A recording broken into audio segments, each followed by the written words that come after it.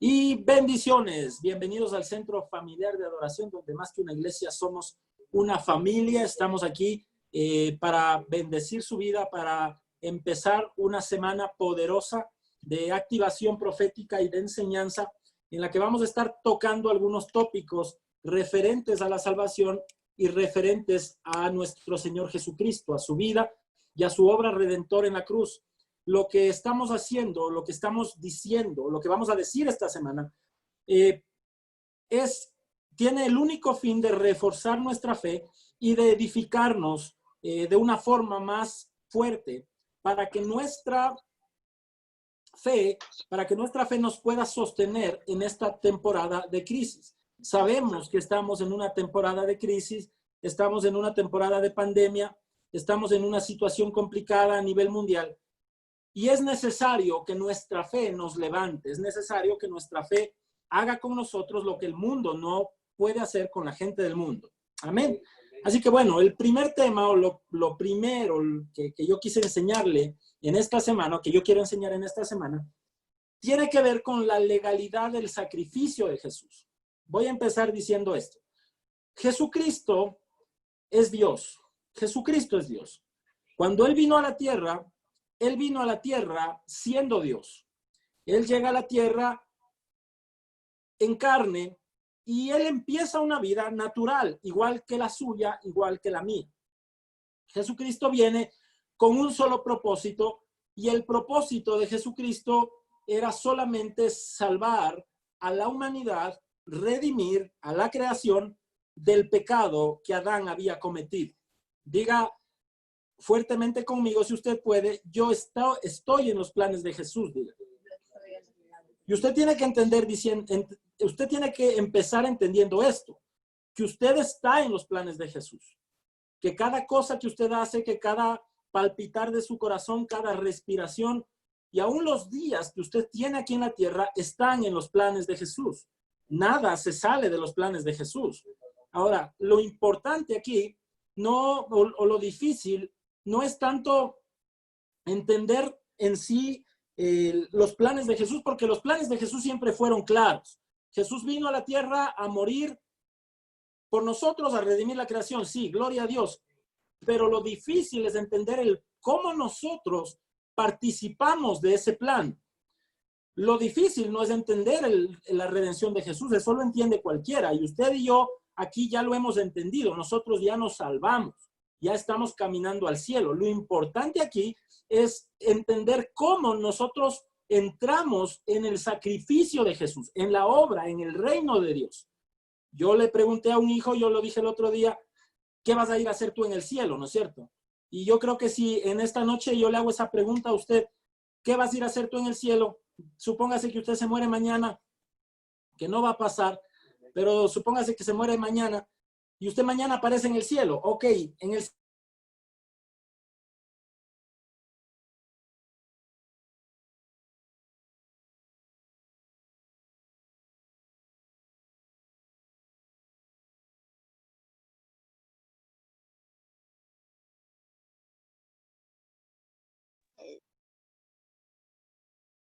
No se escucha nada.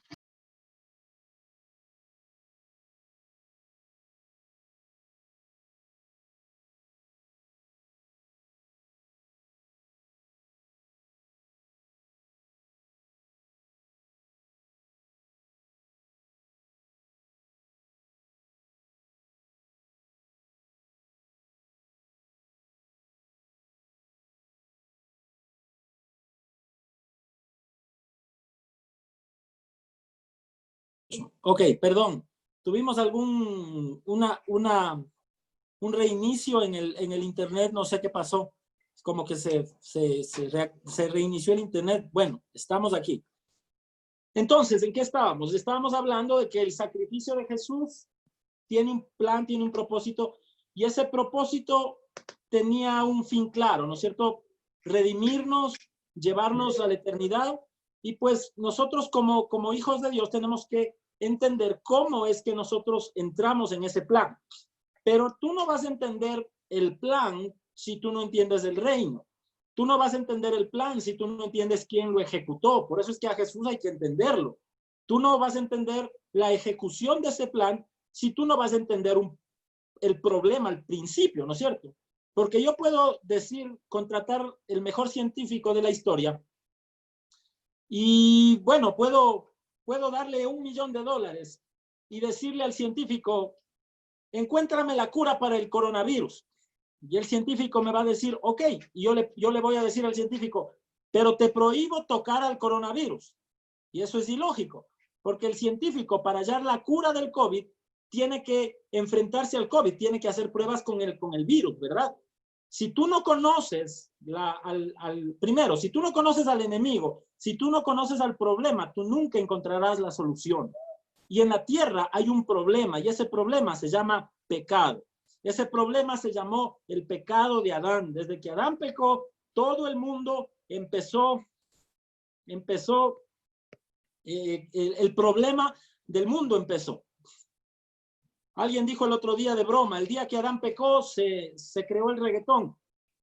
Pero ese momento, ese pecado es lo que le ha traído problema tras problema al hombre. Entonces, lo que vamos a hacer o lo que queremos hacer o lo que quiero hacer yo esta noche es enseñarle a usted un poquito sobre cómo fue que Jesús lo hizo, qué es lo que Jesús tenía que hacer, por qué Jesús tenía que hacerlo y cómo es que Jesús consiguió hacer eso.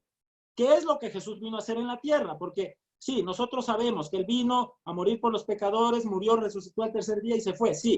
Pero créame, mi amado hermano en la fe, la obra redentora de Jesucristo es una obra maestra, es una cosa sobrenatural, importantísimo conocer. ¿Ok?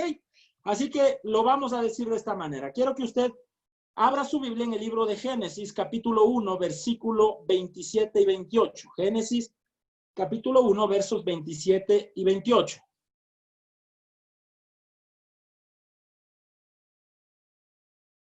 Ok. Alguien que me ayude leyendo Génesis 1, 27 y 28. Por aquí les tengo a la mano. ¿Quién me ayuda? Vamos, Sebastián. Dale, Sebastián.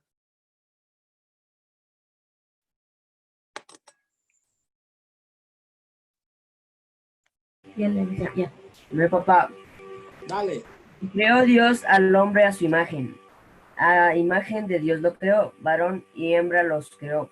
Y los bendijo Dios y les dijo, fructificad y multiplicaos, llenad la tierra y sojuzgadla, y señoread en los peces del mar, en las aves de los cielos y en todas las bestias que se mueven sobre la tierra.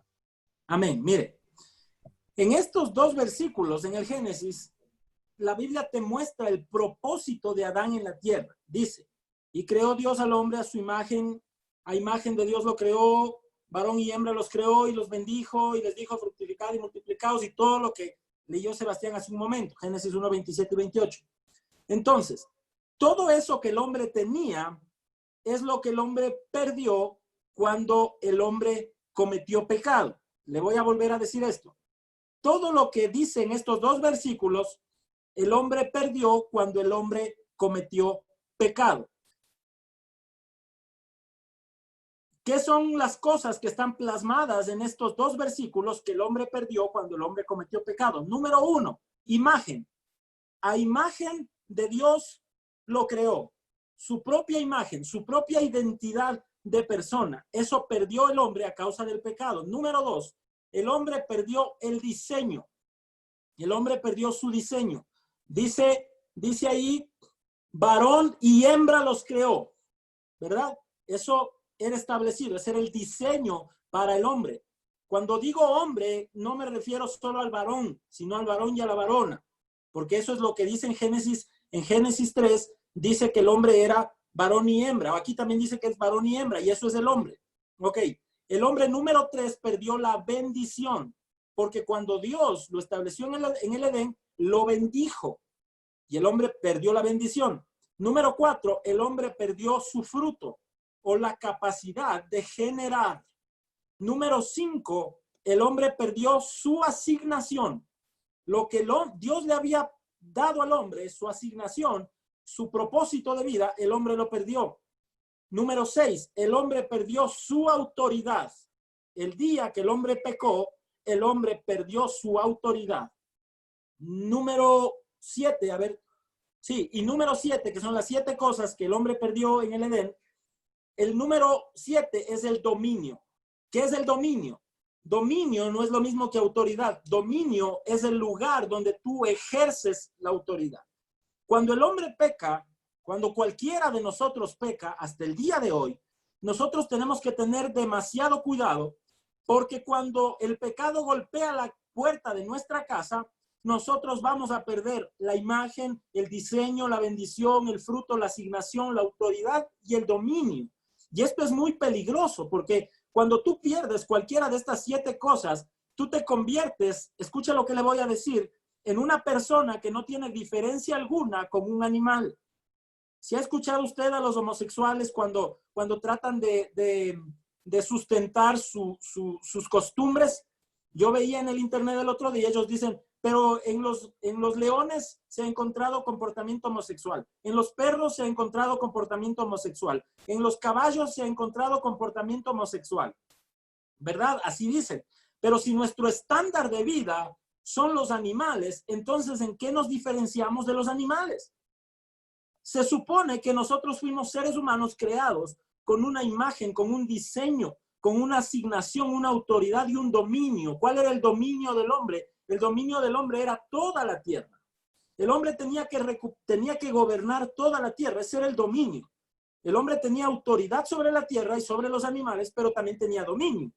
Tú necesitas autoridad, pero también tienes que tener dominio, porque de nada te sirve ser un gran hombre de Dios que sabe cómo sostener una mujer, una familia y estar soltero. ¿Sí o no? No te sirve de nada.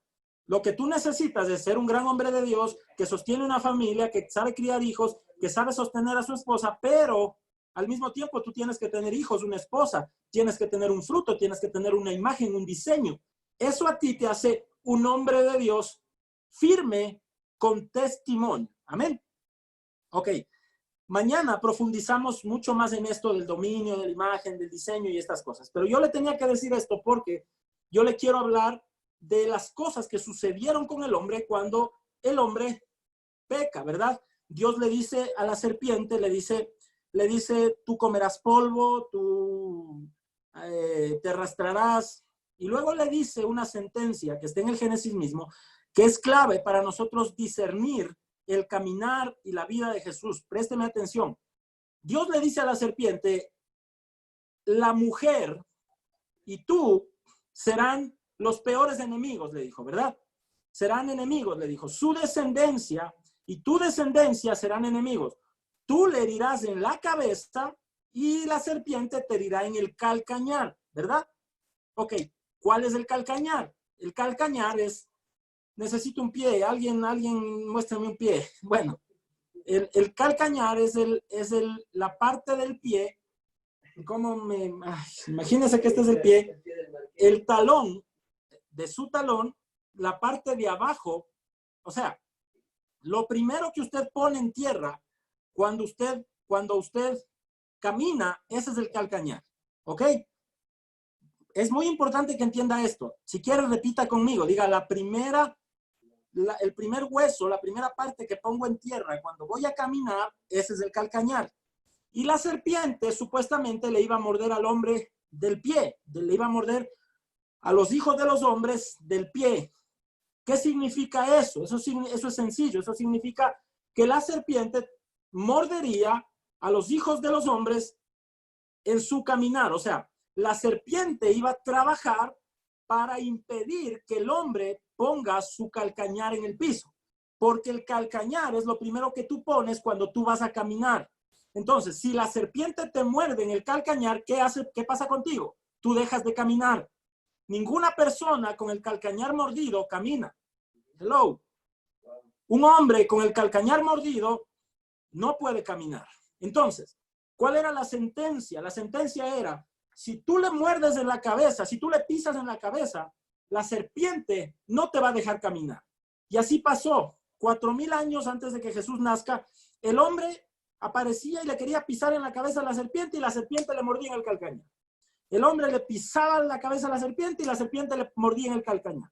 Y así fue que la serpiente no dejó caminar a Moisés, no dejó caminar a Josué, no dejó caminar muy bien a Elías, no dejó caminar a Ezequiel, no dejó caminar a Isaías.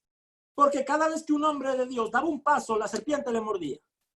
Cada vez que un hombre de Dios se determinaba a pisarle la cabeza a la serpiente y salir del panorama de pecado, la serpiente le mordía. Entonces, por lo tanto, era imposible el sacrificio de redención en la tierra.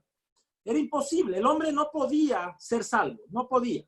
Era imposible. Esto cuando lo veían desde el cielo, yo me imagino quizás los ángeles, Jesús, el Espíritu Santo, el Padre, hablando de una redención posible para el hombre, no era factible, por cuanto cada vez que un hombre de Dios aparecía en la tierra, la serpiente le mordía el calcañar y no le dejaba caminar. Entonces los propósitos de los hombres eran truncados, eran dañados.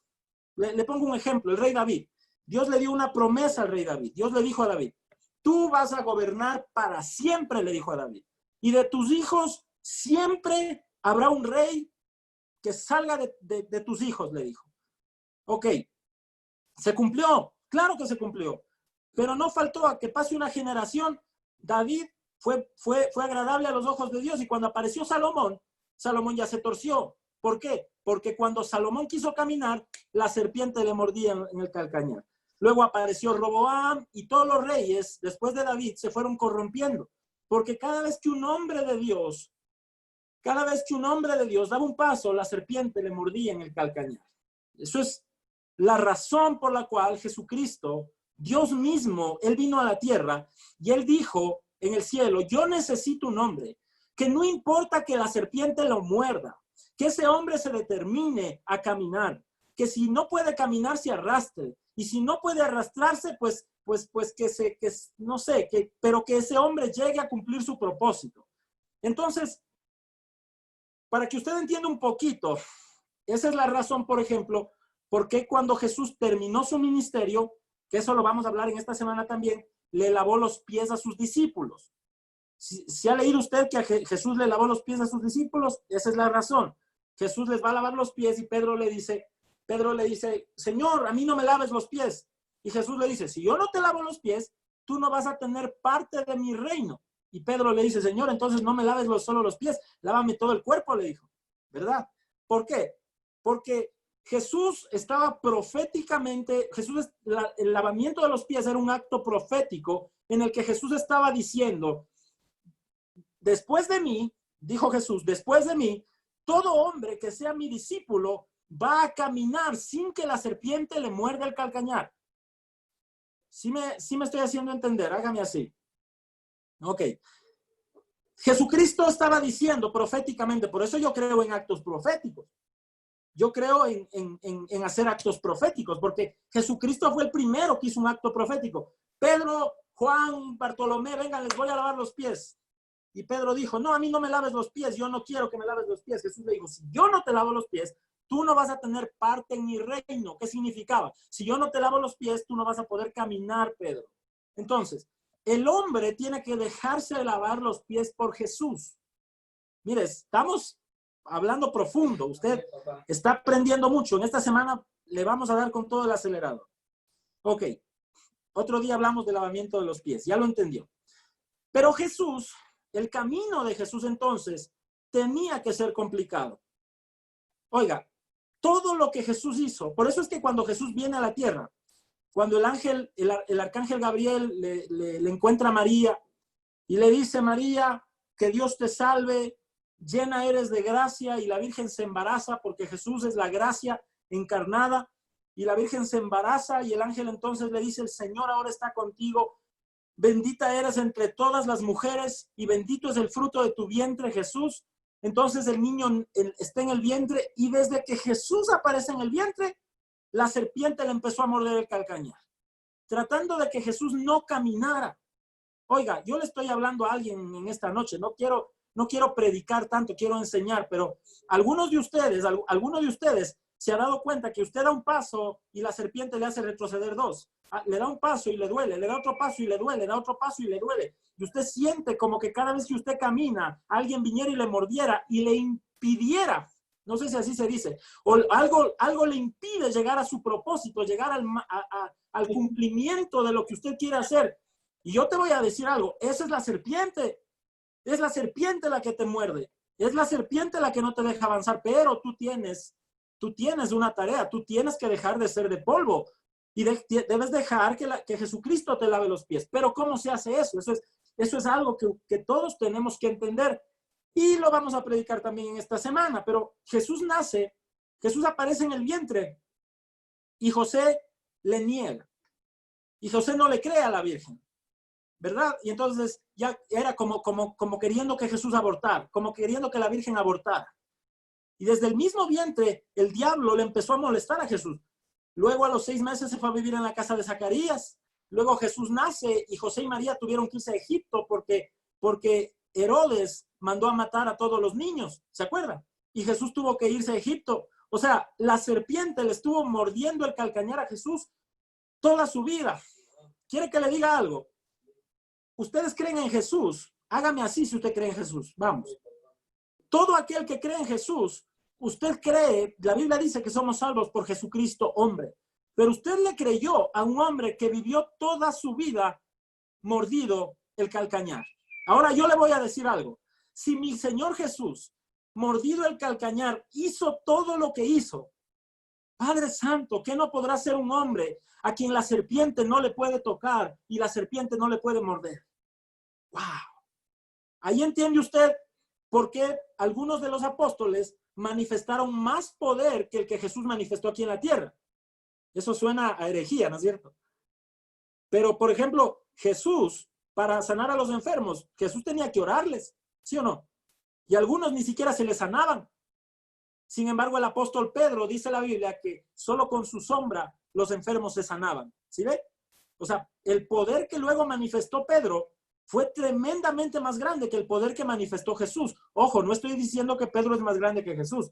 Yo estoy diciendo que la unción que los apóstoles pudieron manifestar es gracias a un hombre que les lavó los pies, gracias a un hombre que le corrigió los calcañares. Por eso no importa, yo ya estoy metiéndome en el mensaje de mañana, pero no sé, yo siento decirle, no importa si a usted la serpiente le mordió el calcañar toda su vida y le dejó ignorante como Pedro, porque Pedro no sabía leer ni escribir. Posiblemente a usted la serpiente le limitó el camino. A mí la serpiente me hizo muchísimas cosas toda mi vida. La serpiente me impidió hacer todo lo que yo quería hacer. Sin embargo, cuando yo entiendo que yo fui lavado los pies por Jesucristo y que la serpiente no me puede tocar los pies, yo doy pasos más grandes. Y ahora nosotros podemos hacer cosas mucho más grandes que las que se pudieron hacer en la antigüedad. Por eso ese versículo que dice, el que cree en mí, cosas mayores que las que yo hice, ellos harán. ¿Está entendiendo? Ok, vamos, sigamos con el mensaje. Ok, ya no voy a dejar entrar a nadie más. Ok, dice entonces, mire, la serpiente muerde a Jesús en el calcañar. Entonces esto significa que la serpiente le seguiría los pasos. Jesús, sin embargo, viene a la tierra a cumplir un camino. Él tenía que caminar un camino, un propósito. Si Jesús quería redimir a la humanidad, Jesús tenía que hacer ciertas cosas. Dios ya había dejado al hombre a la deriva, entregado a expensas del orgullo, de su pecado. Por lo tanto, por causa del pecado de Adán, Jesús debía satisfacer la ira de Dios que fue desatada en el Edén para poder redimir al hombre. Y entonces Jesús, escuche, este es el mensaje, Jesús debía volver a ser lo que Adán nunca pudo ser. Se lo vuelvo a repetir. Y si quiere, guárdelo como principio de vida porque este es el Dios en el que usted cree. Jesús debía hacer lo que Adán nunca pudo ser. Jesús, cuando él vino, él debía hacer todas las cosas que Adán en su tiempo no pudo, porque Adán no tuvo los pantalones. Y bueno, no vamos a culpar a Adán, no vamos a achacar a Adán, pero Adán no tuvo la gallardía para lograr hacer lo que Jesús ahora debía hacer. Entonces, ¿qué era eso lo que Jesús debía hacer? Bueno, Jesús tenía que ser escuche esto del Espíritu. Jesús debía ser un Adán sin un Edén. Y ahora este Adán debía reconstruirse su propio Edén. Pero nosotros, para entender entonces qué es lo que Jesús debía hacer o debía cumplir, tenemos que ver lo que Adán debía hacer, ¿verdad? Ok, vamos entonces a la Biblia y ayúdenme a alguien. Vamos, Génesis 2.7, el que tenga el libro de Génesis ahí, pilas. Y mientras usted busca la Biblia, yo le voy a decir algo. Mientras usted busca la Biblia, todo virus, toda llaga, toda plaga, todo demonio se va de su casa en el nombre de Jesús. Amén. Mientras usted toca en sus manos la palabra de Dios, el demonio lo suelta en el nombre de Jesús. Amén, papá. Amén. Vamos, Ligia, hija, Génesis 2.7. Ya. Entonces Jehová Dios formó al hombre del polvo de la tierra y sopló en su nariz aliento de vida, y fue el hombre un ser viviente. Vamos, el 8. Y Jehová Dios plantó un huerto en Edén al oriente y puso allí al hombre que había formado. Y Jehová Vamos. Dios hizo nacer de la tierra todo árbol delicioso a la vista y bueno para comer. También el árbol de la vida en medio del huerto y el árbol de la ciencia del bien y del mal. Ok, miren, aquí vemos ciertas cosas, ¿no es cierto? Primero, dice, entonces Jehová Dios formó al hombre. Primero Dios lo crea y después lo forma. La palabra, a mí me llamó mucho la atención que la palabra que aquí se utiliza para decir que Dios formó al hombre no es la palabra como que como que tú estás formando con tus manos, sino que tú estás discipulando. Dios primero, ojo, ahora estamos en Génesis 2. Por eso Dios primero crea, dice, cuando lo crea, Dios lo crea varón y hembra. Pero cuando los forma, Dios primero forma al varón. Y mire que es muy curioso esto, que dice que Dios formó al hombre. Entonces, el hombre que estaba en el huerto del Edén era un hombre formado. Entonces, número uno, lo que Jesús debía recuperar, que Adán perdió, hablando en este contexto, es Adán fue un buen discípulo. Ahora Adán fue un mal discípulo, ahora Jesús debía ser un buen discípulo. Jesús debía dejarse formar. Dice luego que le sopló aliento de vida y Jehová Dios, mira lo que dice después, plantó un huerto en Edén, al oriente, y puso allí al hombre. O sea, Dios no formó al hombre en el Edén, Dios lo formó al hombre afuera, en el polvo. Por eso yo siempre digo, los hombres estamos acostumbrados al polvo y a las carestías de la vida, las mujercitas no, porque la mujercita fue formada, la mujercita fue creada ya en el Edén, el hombre no, el hombre fue formado afuera del Edén. Entonces, cuando Dios hace el Edén, Dios no pone en el Edén a un hombre sin formación. Escuche lo que le voy a decir. Para usted que está orando por un negocio, para usted que está orando por una esposa, por un matrimonio, para usted que está orando por una bendición, Dios no le entrega a un hombre un Edén si primero no lo forma.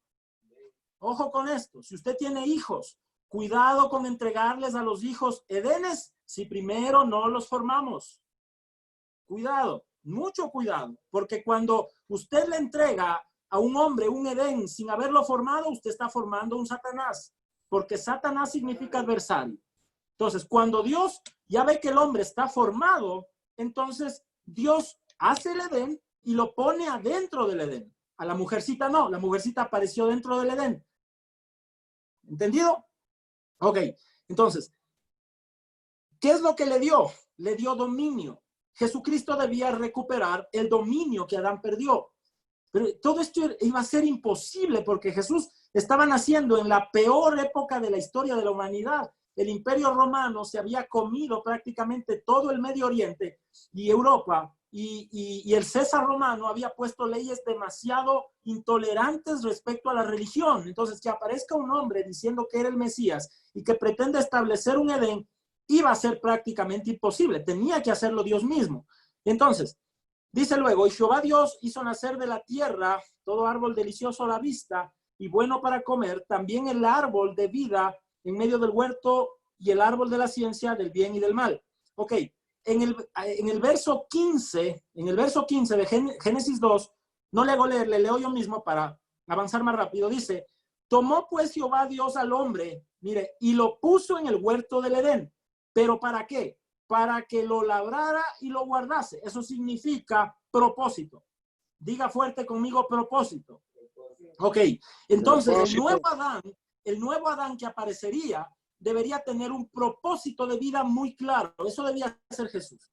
Y dice luego, y mandó Jehová Dios al hombre diciendo, de todo árbol del huerto podrás comer, pero del árbol de la ciencia del bien y del mal no comerás, porque el día que de él comieres, ciertamente morirás.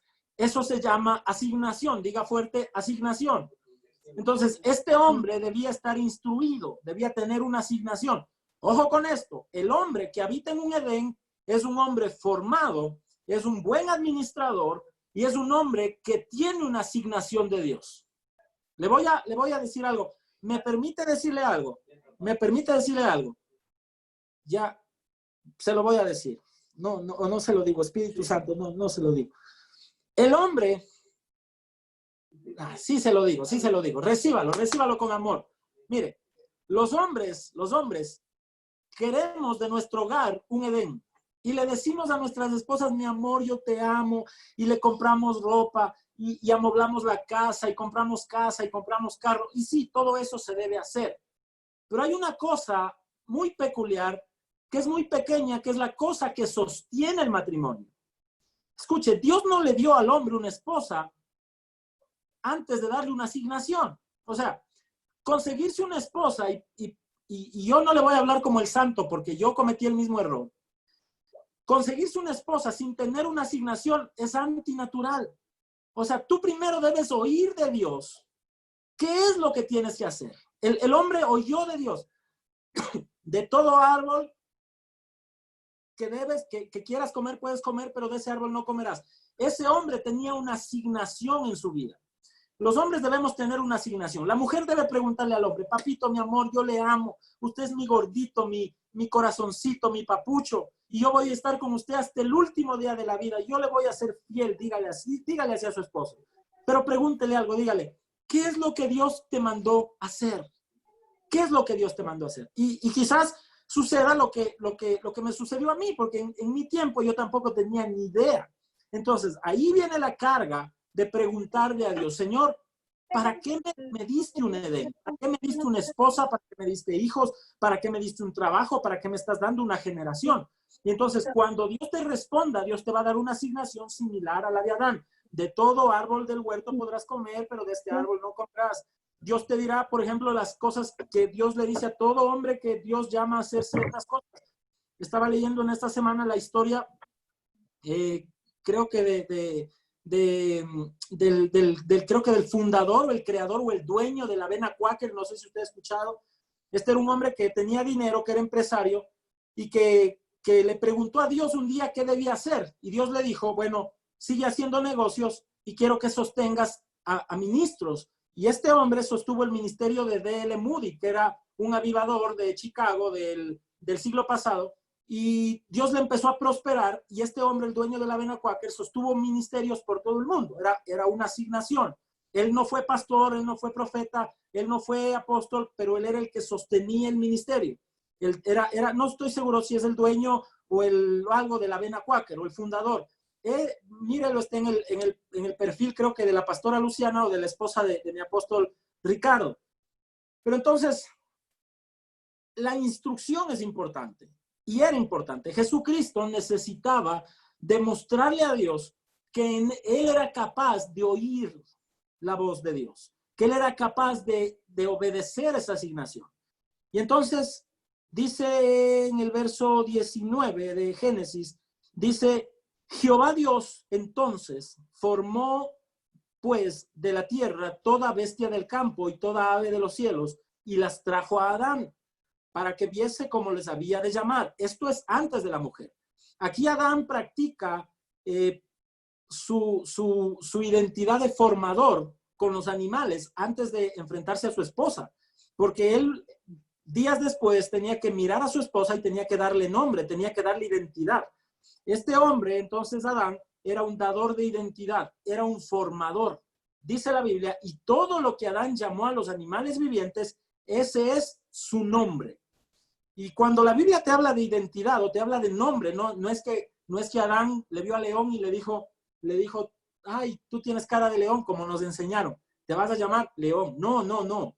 Adán le dijo a León, le dio identidad y le dio asignación a León. Le dijo, tú vas a rugir, tú vas a tener, cuando quieras tener hijos, tú no vas a poner huevos, tú vas a ser mamífero, tu parto, yo qué sé, engendramiento, no sé cuánto tiempo tienen los leones, pero él le dijo, van a ser de 6 meses y así, y le dio identidad y le dio forma. Y entonces esa forma que Adán le dio, porque eso es lo que la Biblia expresa en el original, todo eso que Adán le dio son lo que los animales hacen hasta ahora. O sea, el perro ladra porque Adán le dijo al perro que ladrara.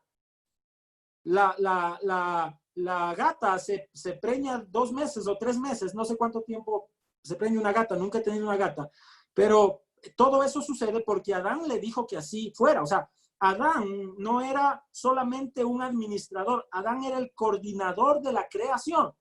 Y eso es algo que nos cuesta mucho creer, pero todo eso tiene lógica cuando tú entiendes que tú vas a resucitar por una palabra de Jesucristo.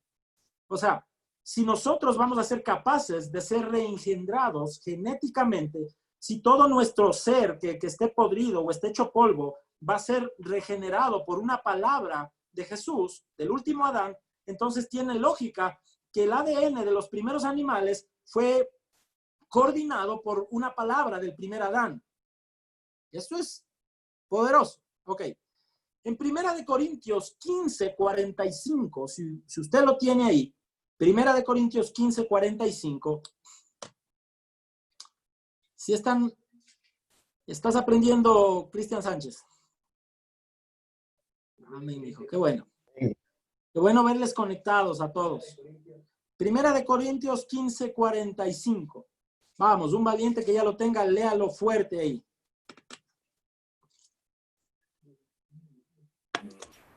Bien, papá. Dale, flaco, dale. Cristian, vamos. La palabra del Señor dice, así también está escrito, fue hecho el primer hombre Adán, alma viviente, el postrer Adán, espíritu vivificante. Amén. Mire, ahí está hablando de Jesús como el postrer Adán. Dice, fue hecho el primer hombre Adán. Y te aclara la Biblia que hubo un primer hombre Adán. Pero ese primer hombre Adán no fue el primer Adán. Hubo un Adán antes de ese Adán. Yo alguna vez les enseñé sobre eso. Pero el primer hombre que fue Adán fue hecho alma viviente. Pero el postrer Adán, que es Jesucristo, fue hecho espíritu vivificante. Ok, entonces diga conmigo, ok, Javi, no hay problema. Diga conmigo entonces, Jesús es el último Adán, es el último modelo, es el último diseño. Jesús es el diseño perfecto. Ok, miren, cuando aparezca por ahí algún loco y le diga a usted, no, hermano, venga acá, que la secta, que el hermano tal, que el que le pone la mano en la cabeza, que el que le va a llevar al cielo en una nave extraterrestre. Hagamos una pausa. Yo estuve en Manhattan, en Nueva York, el año pasado. Creo que, no recuerdo si fue el año que estábamos con el Drums o con el Tomás. Pero hay una iglesia en Manhattan que es una iglesia súper influyente, que se llama la Iglesia de la Cienciología. Y ellos son famosos. Tom Cruise, Angelina Jolie y un poco de famosos de Hollywood son cienciólogos. Esa se llama la Iglesia de la Cienciología. Ellos te venden certificados. Ellos te dicen, bueno, te doy un certificado por 24 millones de años en el cielo, en la eternidad, y te lo venden por, yo qué sé, $500,000. Y la gente paga y tiene su certificado de salvación. Ellos dicen que nosotros vamos a ser sacados de la tierra en una nave interplanetaria porque Dios no tengo clara la doctrina, pero ellos dicen eso. Entonces, si aparece gente con ese tipo de doctrina, se cae todo tipo de doctrina cuando tú entiendes esto. Cuando tú entiendes que Jesucristo es espíritu vivificante. Entonces, Él es el último modelo, Él es el último diseño. No hay otro diseño, no va a haber otro Mesías, no va a haber otro Salvador. Pronto aparecerá quizás en la tierra el falso profeta, el falso Mesías, ¿no es cierto? El anticristo que va a gobernar todo el mundo. Está escrito en la Biblia. Y va a hacer milagros, va a hacer señales. No, no hay otro modelo, no hay otro diseño. No se deje engañar nunca, no se deje convencer jamás. El último y el único y el perfecto diseño de Dios se llama Jesucristo. Jesús es el Hijo de Dios, Jesús es el Rey de Reyes, Jesús es el Señor de señores. ¿Ok? Entonces, dice la Biblia que Jesús es el postrer Adán y que fue espíritu vivificante. Le voy a decir algo. Si usted tiene alguna pregunta, porque estoy predicando rápido y por el tiempo no podemos detenernos a las preguntas, pero si usted tiene alguna pregunta, escríbala y usted, si no tiene mi número, escríbame por WhatsApp o pídame el número, yo se lo mando por interno en Facebook y usted me escribe por WhatsApp y yo le explico lo que usted quiera aprender. ¿Ok? Entonces, Jesús debía recuperar lo que Adán perdió en el huerto del Edén. Pero, ¿qué es lo principal que Adán perdió? Mire, prácticamente era imposible la salvación porque había que cumplir requisitos imposibles para satisfacer la ira de Dios. Los requisitos que cubrirían la ira de Dios eran que este Adán, este último Adán, debería cumplir los requisitos de, número uno, ser rey, porque Adán era rey. Se lo vuelvo a repetir. El postrer Adán debía ser rey, porque el primer Adán fue rey. Dios le estableció en la tierra. Le dijo, Adán, te dejo en la tierra para que enseñorees la tierra, ¿verdad? Y para que juzgues la tierra. ¿Quién enseñorea? ¿Qué es enseñorearse? Gobernar. ¿Qué es juzgar? Pues tener autoridad, ¿no es cierto? Si Adán iba a sojuzgar toda la tierra y se iba a enseñorear de la tierra, entonces Adán era rey.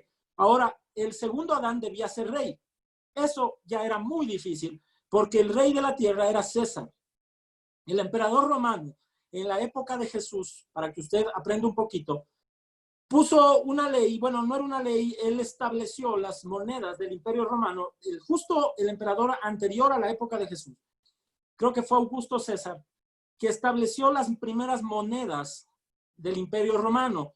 Las monedas del Imperio Romano tenían la cara de César en su moneda, fueron las primeras monedas de la historia en funcionar así. Tenían la cara de César en la historia, en la moneda, y en la moneda decía César Filii Dei, que significaba César, el Hijo de Dios. Y eso era grave, porque Jesús debía nacer y convertirse en rey Jesús debía convertirse en rey para poder juzgar, porque tú no puedes juzgar si tú no eres rey, ¿sí o no? ¿Cómo juzgas a un pueblo que no es tuyo? ¿Cómo juzgas a un pueblo que no se te entregó? ¿Sí o no? A ninguno de nosotros nos gusta que nos juzguen. Eso es del diablo. A mí no me gusta que me juzguen, ¿verdad? Pero eventualmente todos somos juzgados. Te juzgan porque eres muy, muy blanco, muy negro, muy chiquito, muy chaparro. Te juzgan por tu vida, porque te divorciaste, porque se te murió alguien. Por todo te juzgan. La gente te juzga, te va a juzgar por todo. Hasta por la forma en la que te vistes. Si te dio coronavirus, eres pecador. Y si no te dio coronavirus, entonces el coronavirus no te quiere. ¿Verdad? Entonces todos somos juzgados eventualmente por algo. Pero a nosotros no nos importa que nos juzguen. En el caso del juicio de Jesucristo, debía ser efectivo porque Jesús debía juzgar a un pueblo que debía ser su pueblo. O sea, lo que le estoy tratando de explicar es esto. Mírenme. Lo que le estoy tratando de explicar es esto. ¿Cómo el sacrificio de Jesús sí va a ser efectivo sobre la nación de Israel si Jesús no fue rey de Israel? Por eso es que todo el mundo esperaba.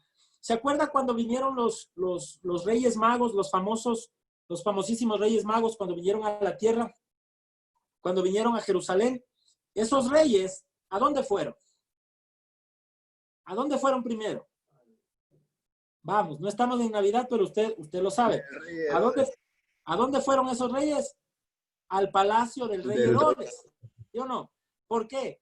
Porque siempre se esperó que el Mesías naciera en un palacio real. Porque ¿cómo iba el Mesías a juzgar una nación si él no era rey? ¿Sí o no? ¿Tiene lógica o no tiene lógica? Claro que tiene lógica. Entonces, por eso es que cuando los reyes magos, que les llaman, que no eran reyes magos, sino caldeos, cuando estos hombres sabios vienen a Jerusalén, ellos no fueron a buscarle en el pesebre, no fueron a buscarlo en Belén, ellos fueron al palacio del rey Herodes. Porque ellos dijeron, si nace el Mesías, tiene que nacer en el palacio del rey. Porque si no nace en el palacio del rey, entonces ¿cómo nos va a gobernar? Si no nace en el palacio del rey, ¿cómo nos va a juzgar? Entonces, todas esas cosas debían cumplirse. Tú no puedes dar la vida. O sea, mire, yo puedo decirles a ustedes, a todos ustedes, yo puedo decirles, yo quiero dar la vida, pero voy a dar la vida por ustedes. Y digamos que ustedes tienen coronavirus, solo digamos que todos ustedes les dio coronavirus. Y yo digo, yo voy a dar la vida para que ustedes se les cure el coronavirus. Y entonces voy y me crucifico en una cruz. Ok. ¿Qué gano? No gano nada. No logro nada. ¿Sí o no? No hago nada. A menos que mi sangre haya sido diseñada para sanar sus enfermedades. ¿Sí o no? Ahí sí tiene lógica que me sacrifique. ¿Verdad? Ok.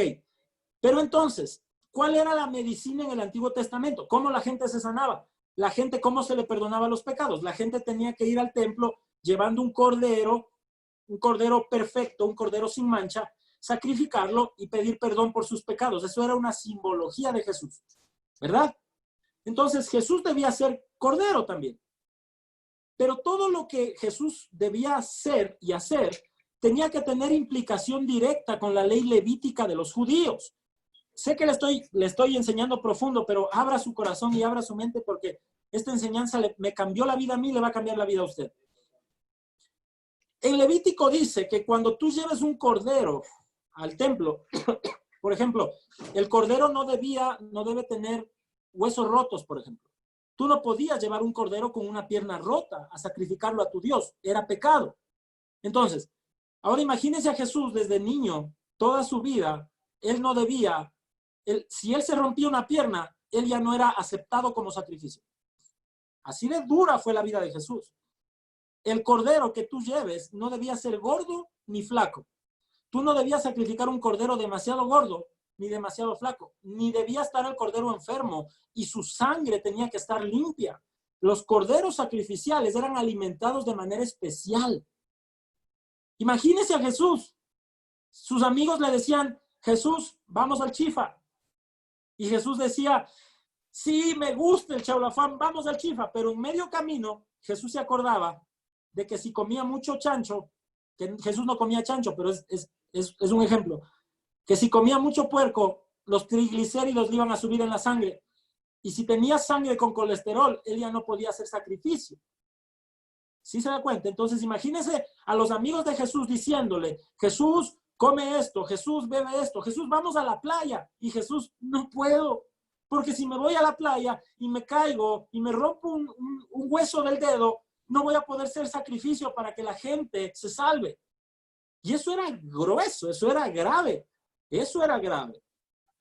Jesús no se podía enfermar, Jesús tenía que cuidarse demasiado. Los 3 años y medio de su ministerio, Jesús no podía, porque esos años, el tiempo donde él iba a ser crucificado, su sangre, su estructura ósea, su mente, debía estar en el mayor o en el mejor estado posible para que el sacrificio sea aceptado por Dios. Acuérdese que el Padre estaba exigiendo un sacrificio que era imposible por cuanto el hombre había pecado y había dañado la creación. Ahora otro hombre debía venir y debía satisfacer ese pecado, pero ese mismo hombre debía ser,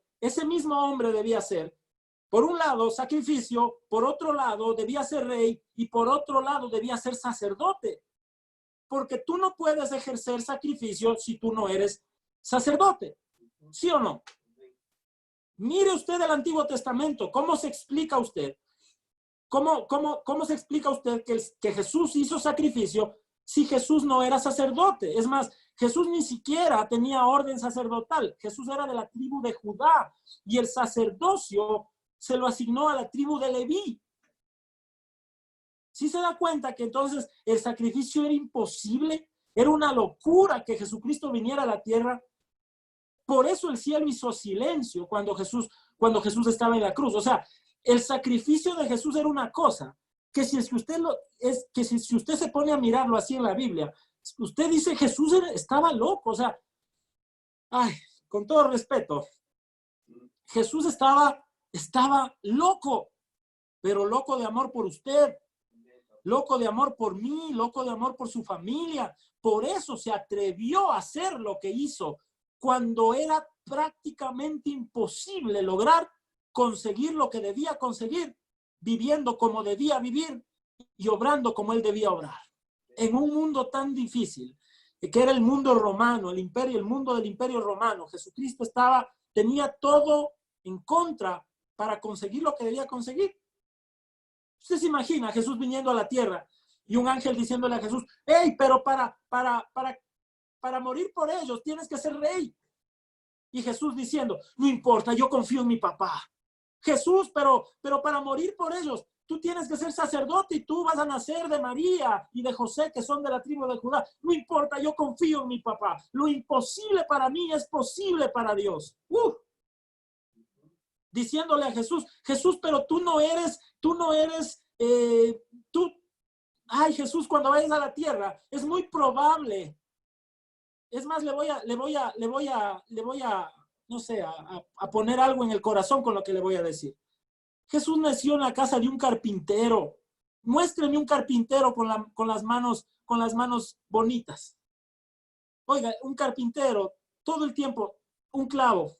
Solamente que se hubiera roto un dedo. Y el sacrificio de Jesús era anulado. El Padre no lo aceptaba porque el Cordero debía ser perfecto. Sin embargo, Jesús honró a su papá para que lo llamaran un día hijo del carpintero. Y llamándolo hijo del carpintero, logró después ser hijo de Dios o ser llamado hijo de Dios, porque siempre fue hijo de Dios, pero logró ser llamado hijo de Dios con el sacrificio perfecto. Pero entonces, ¿cómo es que lo logró?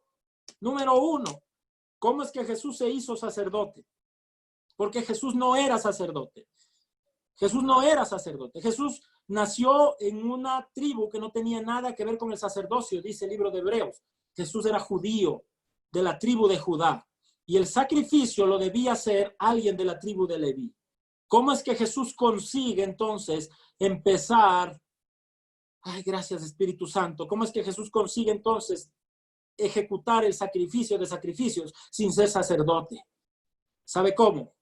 Dice la Biblia que los judíos, que los fariseos tenían a Juan el Bautista como profeta, ¿sí o no? ¿Y quién era el que establecía sacerdotes en Israel? El profeta. Pero cuando el profeta Juan aparece, los fariseos no lo reconocen porque amaron más su sacerdocio que al profeta que les establecía como sacerdotes. Ahora, mire esto, preste atención. Cuando el profeta aparece, Juan el Bautista se pone en contra de los fariseos. Y los fariseos, como tenían agarrado de la mano a Herodes, y Herodes era amigo de Pilatos, y Pilato era hijo de César, entonces los fariseos dijeron, quedémonos con el puesto y rechacemos al profeta. ¡Cuidado! Quedémonos con el sacerdocio y rechacemos al que nos estableció como sacerdotes. Y entonces, cuando ellos rechazan a Juan y cuando Herodes mata a Juan, Jesús se bautiza en el río Jordán con Juan el Bautista. Cuando Jesús se bautiza con Juan el Bautista, Jesús entra en el mover profético de la época. El espíritu profético de Juan se traslada a Jesús a través de la honra, porque Jesús predicó su primer mensaje igual que el de Juan. Cuando Jesús se establece como profeta, cuando él recibe el manto profético, Jesús empieza a predicar y a través de la envidia, porque escuche esto, la envidia es un síntoma de transferencia de autoridad. Usted no envidie a la que no le ha quitado nada o al que no le ha quitado nada. Ojo con eso. Usted no tiene que andar envidiando a nadie si usted tiene posición. Los fariseos envidiaron a Jesús. No le envidie ni al otro ni a la otra, porque usted es el legal, usted es la legal. Dios a usted lo estableció, Dios a usted lo conectó y Dios a usted le va a bendecir. Mírame, los fariseos envidian a Jesús y sin darse cuenta le trasladan su autoridad. Tanto ellos le trasladaron su autoridad sacerdotal que cuando fueron a crucificar a Jesús, ¿se acuerdan? Cuando le juzgaron a Jesús para crucificarle, ¿a qué horas le crucificaron? A las 12 de la noche.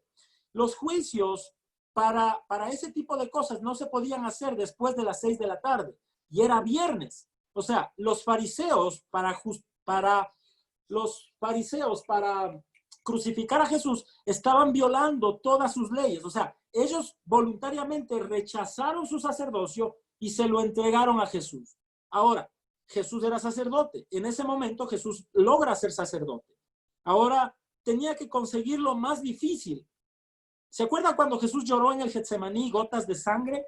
Cuando Jesús estaba en el Getsemaní y dice la Biblia que gritó y dijo, Padre, si es posible, pasa de mí esta copa, ¿se acuerdan?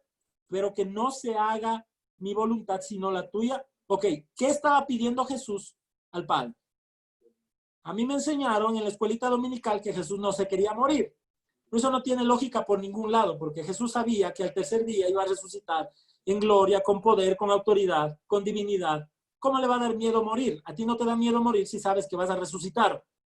A ti no te da miedo sembrar si sabes que vas a cosechar. A ti no te da miedo entregarte si sabes que te van a valorar. Ojo con esto. ¿Qué era lo que Jesús no quería?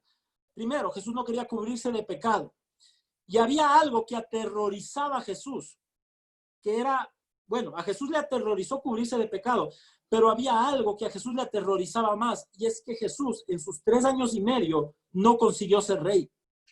Y si es que Jesús no conseguía ser rey, Jesús no podía juzgar al pueblo. O sea, él iba a ser acepto como sacrificio y acepto como sacerdote, pero entonces él no podría salvarnos, porque si él muere en condición de judío carpintero, él, aunque él resucitara, él no podría jamás pedirnos. Él no podría jamás salvar ni siquiera la nación de Israel. Y entonces sucede lo más loco, sucede lo que nadie se imagina que debía suceder, y es que el Espíritu de Dios, por eso tú tienes que tener la fe nuestra, tiene que ser la fe de Jesús. Aunque tú estés en lo último, aunque tú veas que toda puerta se te cerró, aunque tú veas que todo te está saliendo en contra, aunque tú veas que el diablo te está mordiendo el calcañar, si tú tienes al Espíritu Santo, el Espíritu Santo se va a encargar de que tú cumplas tu propósito, aunque sea en el último momento de tu respiración. Tú no vas a morir sin cumplir tu propósito. Amén. Si el Espíritu de Dios está contigo. Tu matrimonio no va a fracasar si el Espíritu Santo está contigo. Tus hijos no van a fracasar si el Espíritu Santo está contigo. Y mire, aparentemente Jesús estaba fracasando. Aparentemente. Ay, ¿qué pasó con esto?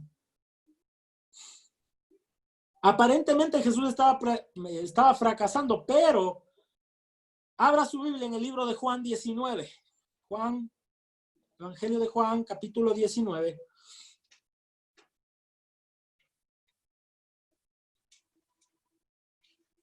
Versículo 1. Y vamos a leer todo este capítulo. Se lo voy a leer. Juan 19, versículo 1. Preste atención.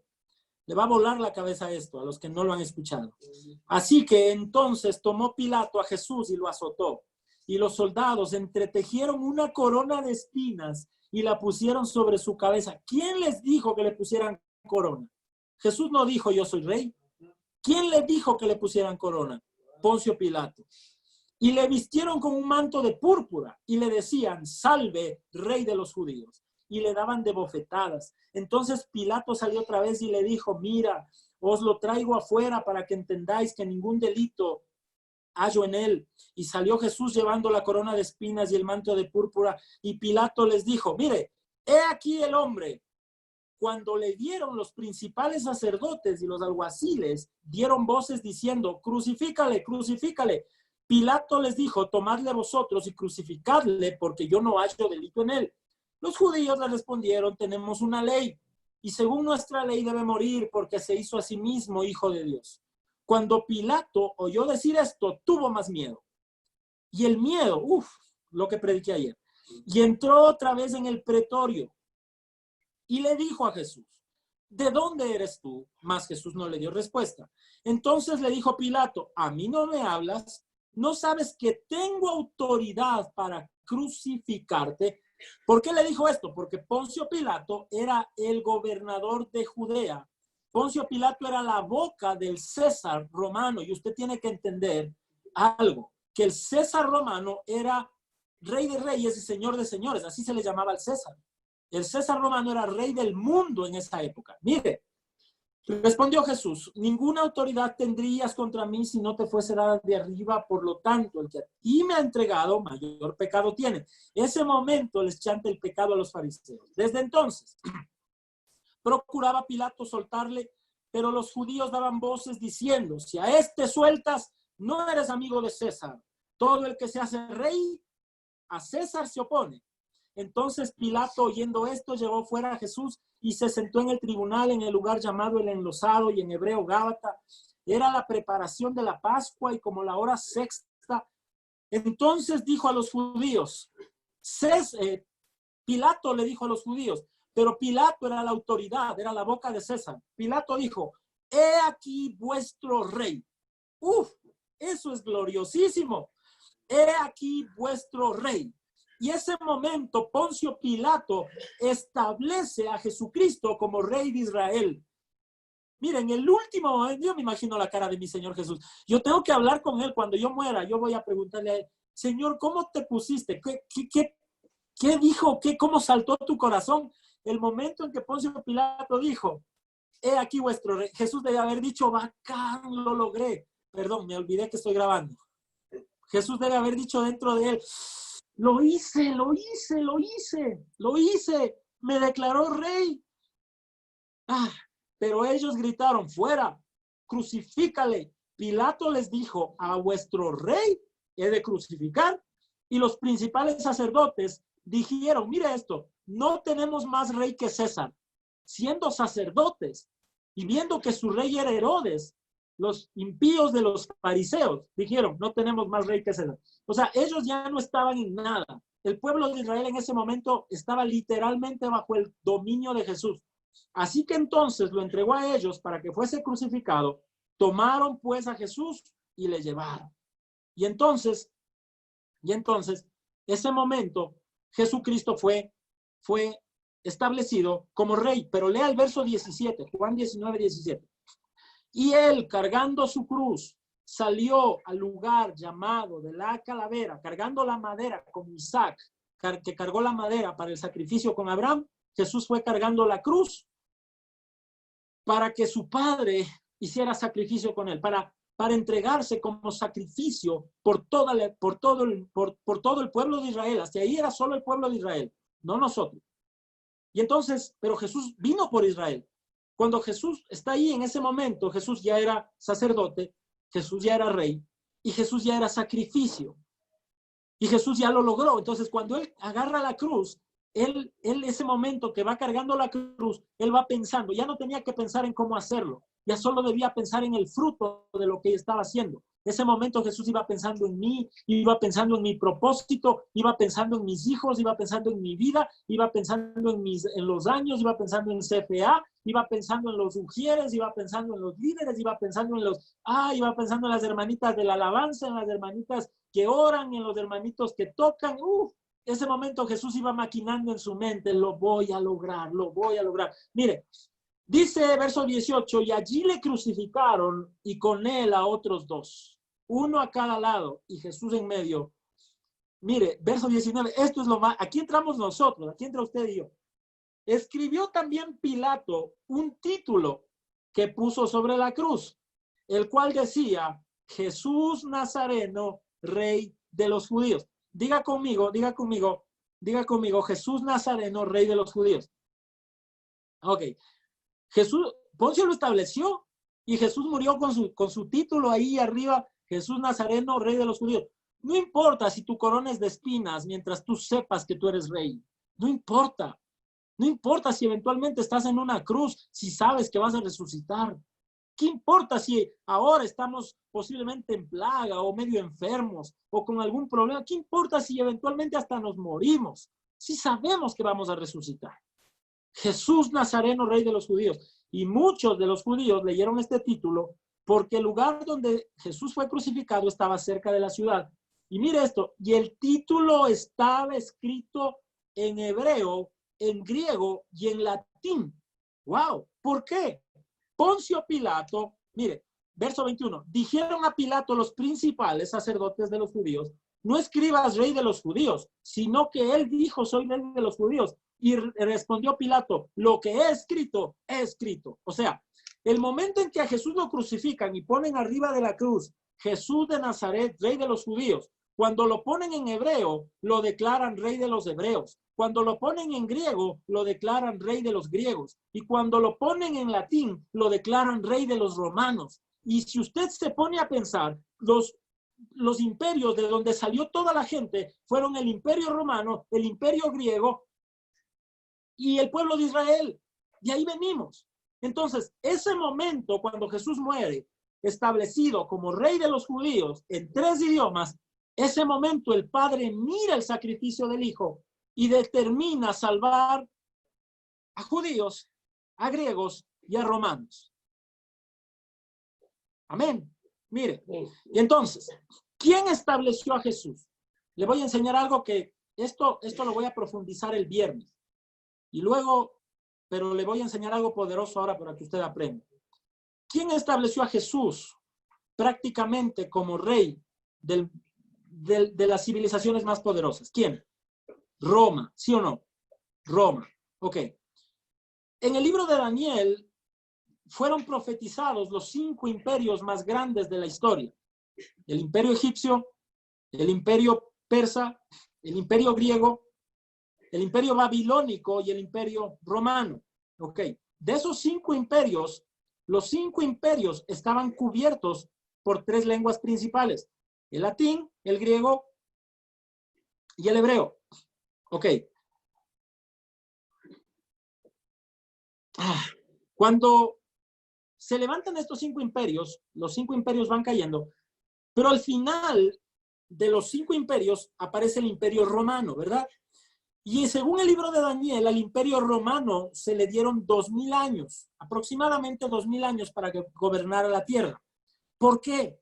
Porque el imperio persa o el imperio egipcio o el imperio babilonio o el imperio, no sé, cualquiera de los 4 anteriores, no duraron los 2000 años que duraron que duró el imperio romano. ¿Por qué?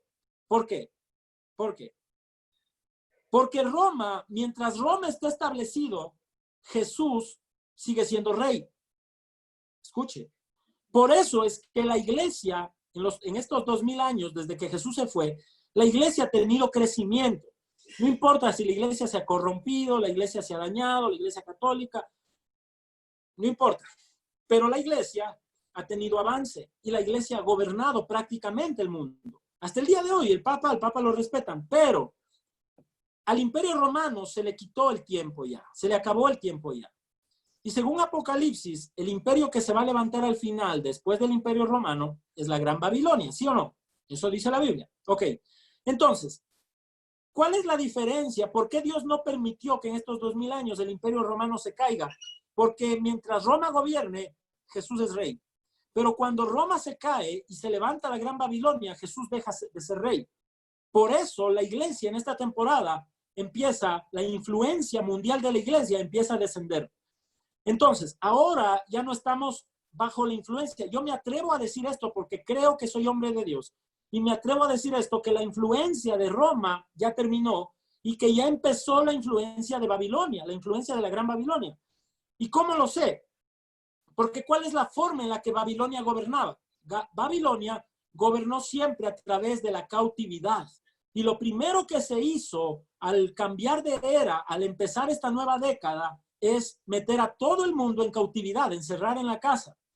En Babilonia hubieron las plagas, en Babilonia hubo confusión, en Babilonia hubo encierro. El rey Nabucodonosor se llevó a todo el pueblo de Israel cautivo a Babilonia. Y entonces, lo que Babilonia está haciendo ahora en esta época es cautivizando, no sé cómo se dice, cautivando al pueblo, al mundo, para encerrarlo. Y acuérdese que en Babilonia ya no hay Cristo. En Babilonia ya no hay Dios. En Babilonia Jesús ya no es rey. Pero entonces por eso es que la iglesia en esta temporada, la iglesia debe empezar a manifestar una gloria por sí misma, no por un permiso de un país o por un permiso de un imperio. La iglesia ahora tiene que empezar a manifestar gloria por sí misma, como la iglesia del primer tiempo. Por eso es que la iglesia de este tiempo será la iglesia más poderosa de la historia. Pero la iglesia más poderosa de la historia tiene que saber cómo fue que su Señor y su Mesías llegó a la cruz. Ahora usted sabe, ahora usted aprendió cómo fue que Jesucristo, sin ser de la tribu de Leví, se convirtió en sacerdote para ofrecer sacrificio delante del Padre. ¿Cómo es que Jesús, sin ser rey de Israel, sin ser del linaje de Herodes, se convirtió en rey para poder juzgar al pueblo y para poder juzgar a la humanidad? Usted sabe ahora cómo es que Jesús se convirtió en sacrificio para poder ofrecerse, cómo se cuidó para hacer sacrificio y poder ofrecerse como sacrificio santo, bueno, perfecto y agradable. Eso dice la Biblia, sacrificio bueno, perfecto, agradable delante de Dios, sacrificio santo, dice la Biblia. Perdóneme si no me acuerdo el versículo, pero agradable delante de Dios. Cuando Jesús murió, el Padre lo miró y dijo, Adán, porque Jesús era el postrer Adán. O sea, ahora Jesús satisfizo, no sé si así se dice, Jesús satisfizo